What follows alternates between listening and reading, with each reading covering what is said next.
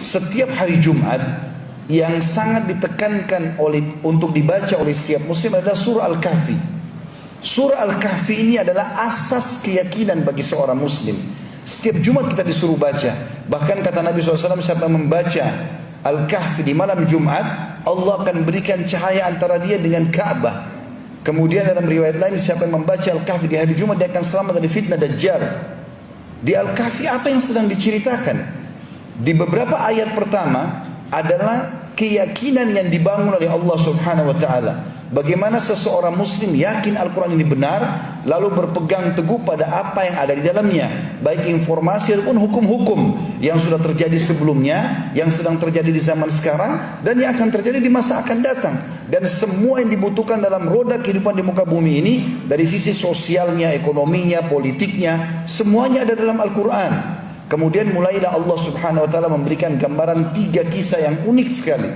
Kisah tentang Ashabul Kahfi, 7 orang anak muda yang beriman kepada Allah di zaman pada saat itu orang semuanya tidak ada yang beriman kepada Allah. Lalu untuk membawa keyakinan mereka ini bahwasanya memang ada Tuhan Allah, mereka selamatkan diri ke gua. Dan akhirnya Allah Subhanahu wa taala dengan kayak itu menyelamatkan mereka. Allah tidurkan mereka 309 hari di dalam gua tersebut dalam kondisi tubuh mereka tidak rusak. Dan Allah suruh kita ulang-ulangi kisah itu setiap Jumat. Renungi kisah itu, bahwasanya keyakinan akan membawa kepada keselamatan, terutama kepada Allah Subhanahu wa taala, atau keyakinan kepada Allah Subhanahu wa taala. Kisah yang lain juga Allah ceritakan tentang perjalanan Nabi Musa dengan Nabi Khidir alaihi wassalatu wassalam. Bagaimana Nabi Musa alaihissalam pada saat berkata, saya adalah orang terpintar atau yang paling memahami hukum Allah di muka bumi. Maka Jibril AS datang pada saat itu menyampaikan, hai Musa, bukan kau orang yang paling mengetahui hukum Allah, tapi masih ada hamba Allah yang mengetahui, dan Allah menyuruh kau mencarinya. Maka mulailah diceritakan dalam surah Al-Kahfi bagaimana Musa AS jalan mencari Khidir. Lalu pada saat bertemu dengan Khidir, dia minta, semoga engkau bisa mengajarkan kepadaku ilmu yang Allah ajarkan kepadamu. Apa kata Khidir? Tentang masalah pondasi keyakinan. Boleh kau belajar dengan aku, tapi dengan syarat, jangan bertanya apa yang aku lakukan sampai aku yang jelaskan. Maka kata Musa, baik, saya ingin, saya boleh jalankan itu.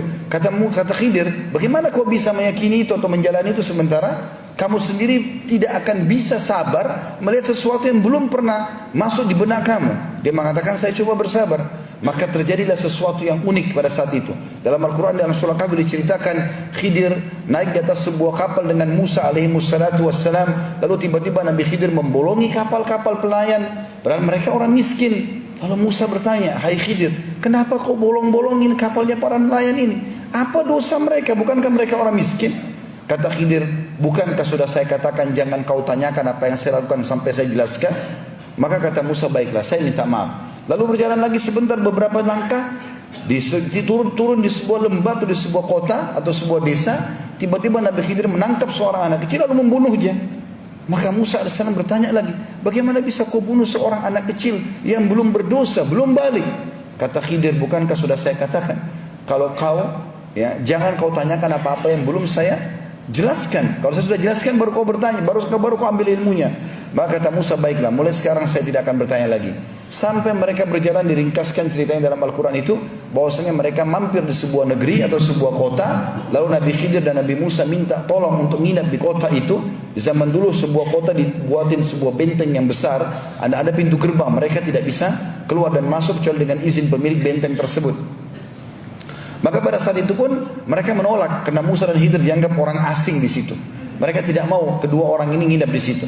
Maka yang terjadi, Khidir pun pada saat mau keluar melihat ada tembok mau rubuh. Oleh Nabi Khidir disentuh tembok tersebut, tiba-tiba jadi bagus kembali. Nabi Musa AS cuma kasih masukan saja.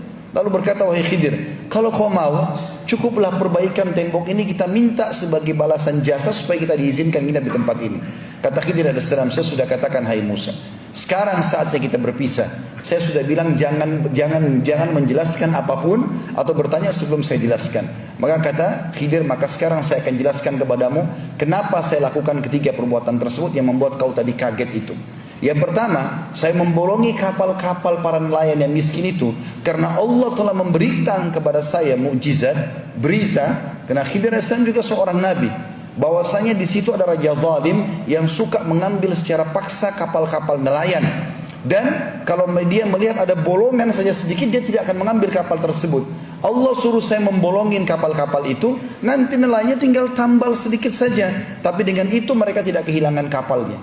Anak kecil yang saya bunuh itu juga sesuai dengan perintah Allah. Karena anak itu sangat durhaka dengan kedua orang tuanya. Dan Allah menyuruh saya membunuhnya, maka pencipta dia menyuruh saya membunuhnya, maka tidak ada dosa bagi saya.